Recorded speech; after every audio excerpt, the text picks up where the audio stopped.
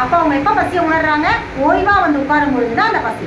எப்போ அதை ஓய்வு தேவைப்படுதுன்னா வேலை செஞ்சு கால் கை வலி இருக்கும் இல்லையா, தொடர்ந்து கிட்டத்தட்ட 7 மணி நேரம் 8 மணி நேரம் முடிச்சு அப்பா எல்லா வேலையும் முடிச்சாச்சுன்னு அவங்க மனசு எப்போ உணருதோ அப்போ தான் அவங்க உடலில் அவங்க கவனம் செலுத்துவாங்க. அந்த உடலை கவனம் செலுத்தும் போது தான் அவங்க கால் வலி களைப்பு எல்லாமே தெரியும். அப்போ களைப்போட அந்த களைப்புங்கிறது தாண்டி வெளியே வரும்போது தான் பசி தெரியும். அதுக்கப்புறம் தான் அவங்க சாப்பிடுவாங்க. இதை தான் செவிக்கு உணவு இல்லாத பொழுது சிறிது வயிற்றுக்கும் ஈயப்படும். சிறிது தான். அப்போ கூட வயிற்றுக்கு ஈயப்படும் அவர் சொல்லலையே. அவர் வந்து அந்த வயிற்றுக்கு ஈயப்படும் முடிச்சிருக்கலாமே. அந்த இடத்துல சிறிதுன்ற வார்த்தையை அவர் பயன்படுத்த வேண்டிய அவசியமே இல்லையே. ஏன் அந்த இடத்துல சிறிதுன்னு சொல்கிறாரு? வயிற்றுக்கான தேவை சிறிது தான். ஜப்பானில் பார்த்தீங்கன்னா இன்றைக்கும் 80% தான் சாப்பிடுவாங்க. அது 100% வயிறு இருக்குது அப்படின்னா சாப்பிடணும் அப்படின்னா அந்த 80% தான் சாப்பிடுவாங்க. இன்னும் பிராமணர்களில் பார்த்துருக்கீங்களா, உணவுக்கு அதிகமாக இம்பார்ட்டன்ஸ் கொடுக்க மாட்டாங்க. இன்றைக்கு எல்லாமே மாறிட்டாங்க எல்லா இதுலேயுமே. ஆனால் ஆதிக்கால ஒரு 50 வருஷத்துக்கு முன்னாடி பார்த்தீங்கன்னா அவங்களோட திருமணங்களில் கூட உணவுக்குன்னு பெருசாக அதை நிறைய அள்ளிலாம் வைக்க மாட்டாங்க. நம்ம வந்து உணவை விரயமாக்குறோம். எல்லாத்தையும் இலையில வச்சுட்டு கொஞ்சமாக சாப்பிட்டு மிச்சத்தை தூக்கி குப்பையில் கொட்டுறோம் இல்லையா, அந்த மாதிரி பண்ணவே மாட்டாங்க. அளவு வைக்கும் போதே கொஞ்சம் தான் வைப்பாங்க. ஏன்னா உணவோட தேவை வந்து அவ்வளோ, உடலுக்கு உணவோட தேவை வந்து அவ்வளோ அவசியம் இல்லை. சிறிது வயிற்றுக்கு ஈயப்படும்ன்றது தான் தாற்பயம். இது ஜெயின சமயத்துலேயும் உண்டு. ஜெயின சமயத்தை எப்படி பின்பற்றுவாங்கன்னா 6 மணிக்கு மேலே தண்ணி கூட குடிக்க மாட்டாங்க. நீர் தேவை கூட உடலுக்கு இல்லை அப்படிங்கிறதா உண்மை. இது சயின்ஸ். இருட்டுடுச்சு அப்படின்னா இருட்டு வந்துருச்சு, சூரியன் மறைஞ்சாச்சு, இருட்டு வந்துருச்சுன்னா இந்த உடலுக்கு இந்த வயிற்றுக்கு எதுவுமே போடக்கூடாது அப்படிங்கிறது தான் சயின்ஸ். இப்படிப்பட்டவங்க தான் மேன்மை நிலையை அடைஞ்சாங்க. இப்படி தான் நம்ம சித்தர்கள் வாழ்ந்ததுனால தான் அவங்க சித்தர்களாக போற்றப்பட்டாங்க. அவங்களுடைய பார்வைக்கு இந்த பிரபஞ்சத்தோட அத்தனையுமே கண்ணில் தெரிஞ்சுது. பசி ஆத்தியாச்சா அப்படிதான் கிராமத்தை கேட்பாங்க, கேள்விப்பட்டிருக்கீங்கல்ல? பசி ஆத்திட்டேன் அப்படின்னா என்ன அர்த்தம்? பசியை அமர்த்துறது தான். அமர்த்துறது என்னது? இப்போ நெருப்பு எரிஞ்சுக்கிட்டு இருக்கு, தண்ணியை தெளித்து அமர்த்துறது, அவ்வளோதான். தண்ணி எவ்வளோ தெளிப்போம்? ஊற்ற மாட்டோம், தெளிப்போம். அமர்த்துறதுன்றதுக்கு பேர் இதுதான். பசியை அமர்த்துறதுன்னா என்ன அர்த்தம்னா தண்ணியை தெளிக்கிறோம் இல்லையா. தீயை எப்படி அரைக்கிறோம்? தண்ணியை ஊற்றி அரைக்க மாட்டாங்க.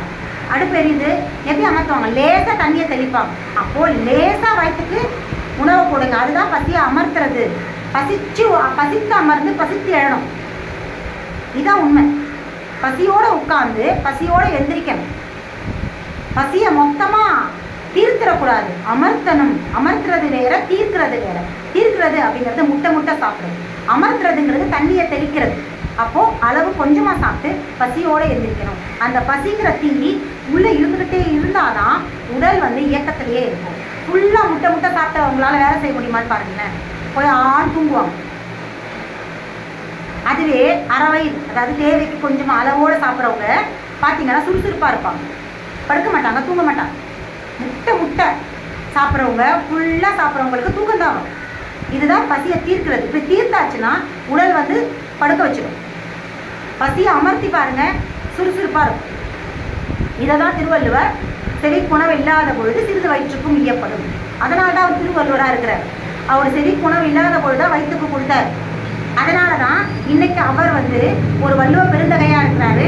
அவருடைய வார்த்தைகளில் அத்தனை உண்மை தத்துவம் இருக்கு. அந்த வார்த்தையில் இருக்கிற நெருப்பு நம்மளை பாதிக்குது. யார் ஒருத்தர் சித்தத்தை உணர்றாங்களோ, உடல் அப்படிங்கிற ஒரு இயற்கையை உணர்றாங்களோ, அவங்களுடைய வார்த்தைகள் வந்து எதிராளியை தாக்கும். அதில் ஒரு நெருப்பு இருக்கும், தீ இருக்கும், உஷ்ணம் இருக்கும். அது அடுத்தவங்களை நிச்சயமாக தாக்கும். ஒரு பாதிப்பை தாக்கம்னா என்ன அர்த்தம்? அவங்கள எரிச்சிடாது, அவங்களுக்குள்ள ஒரு சின்ன தாக்கத்தை ஏற்படுத்தும். அதை செஞ்சு பார்த்தா என்ன, இப்போ அவங்க சொல்கிறாங்களே நம்ம செய்வோமே அப்படிங்கிற தாக்கம் எல்லாருடைய ஸ்பீச்சிலே வராது. ஒரு சிலரோட ஸ்பீச்சில் தான் இருக்கும். அதுக்கு பேர் தான் தாக்கம். அந்த தாக்கம் நம்ம சொல்லி நம்ம சொன்னால் குழந்தைங்க கூட கேட்கலையே, எவ்வளோ சொல்கிறேன், யாருமே என் பேச்சை கேட்க மாட்டேன்றாங்க பிள்ளைங்க கூட. இதுக்கு காரணம் என்ன? இதுக்கு என்ன காரணம் அப்படின்னு பார்த்தீங்கன்னா, உங்களுடைய வார்த்தையில் தீ இல்லை, உஷ்ணம் இல்லை, வெப்பம் இல்லை. அதனால் அவங்களுக்கு தாக்கம் இல்லை. அதுக்கு என்ன காரணம்? நீங்கள் அதை ஃபாலோ பண்ணலை. நீங்கள் சொல்கிற விஷயத்த நீங்கள் ஃபாலோவே பண்ணாதனால தான் நீங்கள் அதை சொல்லும்பொழுது அவங்களுக்கு அது தாக்கம் இல்லை. உங்கள்கிட்ட ஏகப்பட்ட கழிவுகள் இருக்குது.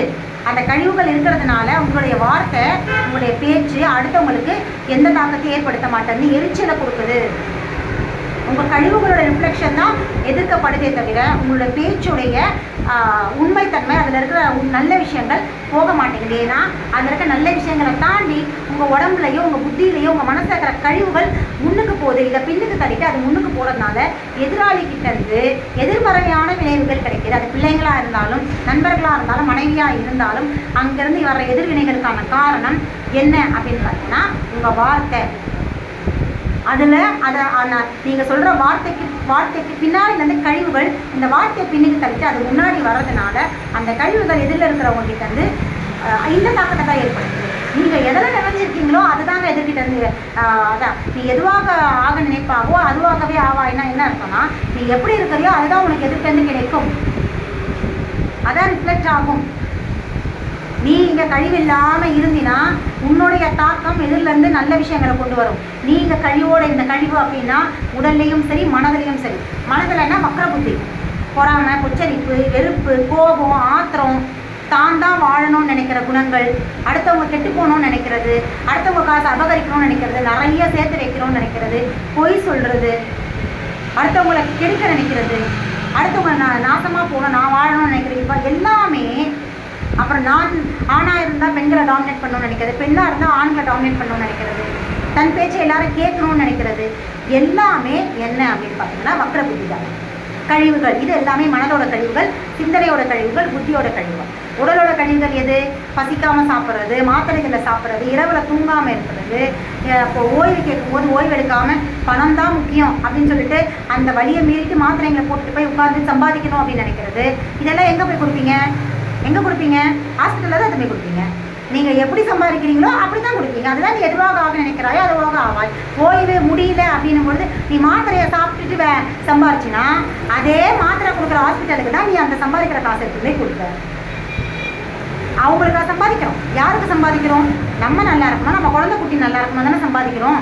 அப்போது அவங்க நல்லா இருக்கணும்னு, நீ நல்லா இருக்கணும், உங்கள் குழந்தை குட்டி நல்லா இருக்கணும்னு நினச்சின்னா நீ உன் உடம்ப ஓய்வு கேட்கும் பொழுது ஓய்வு எடுத்துருக்கணும். நீ ஓய்வு எடுக்கிறதும் பசிச்சு சாப்பிட்றதும் நீ செஞ்சினா உனக்காக நீ சம்பாதிக்கிற காசு உனக்கு பயன்படும். நீ சம்பாதிக்கணும் அப்படிங்கிறத மட்டுமே நினச்சிக்கிட்டு மாத்திரை அள்ளி போட்டுக்கிட்டு வந்து சம்பாதிக்கிறதுக்கு வேலை போனீங்கன்னா அந்த காசு எந்த மாத்திரை கம்பெனி தயாரிக்குதோ அந்த நிறுவனத்துக்கு தான் போகும். இதுதான் தாற்பயம். நீ எதுவாக ஆக நினைக்கிறாயோ அதுவாகவே ஆவாய். இப்படித்தாங்க ஒவ்வொரு வாக்கியத்துக்கு பின்னாடியும் பல விஷயங்கள் மறைஞ்சிருக்கு. நம்ம வாழ்வியலோட நம்ம வாழ்க்கையோட ஒவ்வொரு தத்துவத்தையும் நம்ம ஒப்பிட்டு பார்த்தோம் அப்படின்னா ஏகப்பட்ட புரிதல்கள் நம்மளுடைய எல்லா விதமான மயநூல்களாக இருக்கட்டும், இல்லை எல்லா விதமான சங்க இலக்கியங்களாக இருக்கட்டும் சொல்லுவாங்க, புரிதல் ஏற்படுத்தும்.